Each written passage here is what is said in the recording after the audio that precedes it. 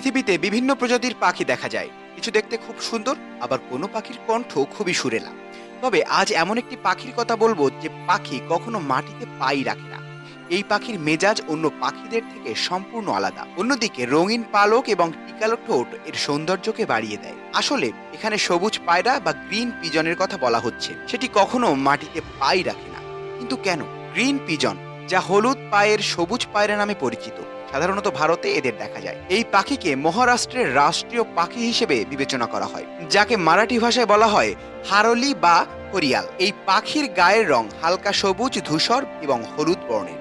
অন্যদিকে এর পায়ের রং গাঢ় হলুদ। এই সবুজ রঙের কারণেই হরিয়াল পাখির নাম দেওয়া হয়েছে, যেটি পিপল বা বট গাছের উঁচু চূড়ায় বাসা বাঁধতে পছন্দ করে। এই পাখিটির ঠোঁট গাঢ় নীল, যদিও এরা কুল, বাদাম, জাম ইত্যাদি পাকা ফল আহার করে থাকে। সাধারণত এই হরিয়াল পাখি দেখতে পাওয়া একটু কঠিন, কারণ এই পাখি একটু লাজুক স্বভাবের, সহজে মানুষের কাছাকাছি আসে না।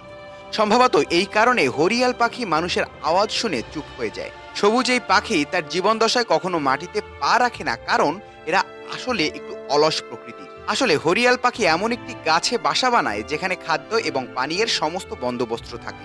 এমন পরিস্থিতিতে হরিয়াল পাখির কখনো মাটিতে পা রাখার প্রয়োজন হয় না। এই পাখিটি এক গাছ থেকে অন্য গাছের ডালে বসে উঁচু থেকে চারিদিকে দৃষ্টি রাখে। হরিয়াল পাখি নিরামিষভোজী হওয়ায় এরা মাটিতে বা জমিতে কখনো হাঁটার প্রয়োজন বোধ করে না। হরিয়াল পাখির প্রজাতিতে পুরুষ এবং মহিলা একই রকম দেখায়। এদের আয়ু ২৬ বছর পর্যন্ত হতে পারে। এই পাখির শরীরের দৈর্ঘ্য ৩ সেন্টিমিটার পর্যন্ত। এদের পা খুব নরম। এ কারণে বনাঞ্চলে ব্যাপক হারে হরিয়াল পাখি শিকার করা হয়, যার জন্য পাখিটি মানুষের থেকে এখন দূরে থাকে। হরিয়াল পাখি শীষ দেয়।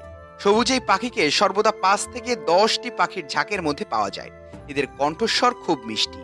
এই পাখির একটি শীষের মতোই শব্দ করে, যা বনের মধ্যে সম্পূর্ণ ভিন্ন এবং সুরেলা আওয়াজ তৈরি করে। অন্যদিকে হরিয়াল পাখির গোটা ঝাঁক যখন একত্রে আওয়াজ তোলে, তখন পরিবেশে এক দারুণ রোমাঞ্চকর শব্দের সৃষ্টি হয়।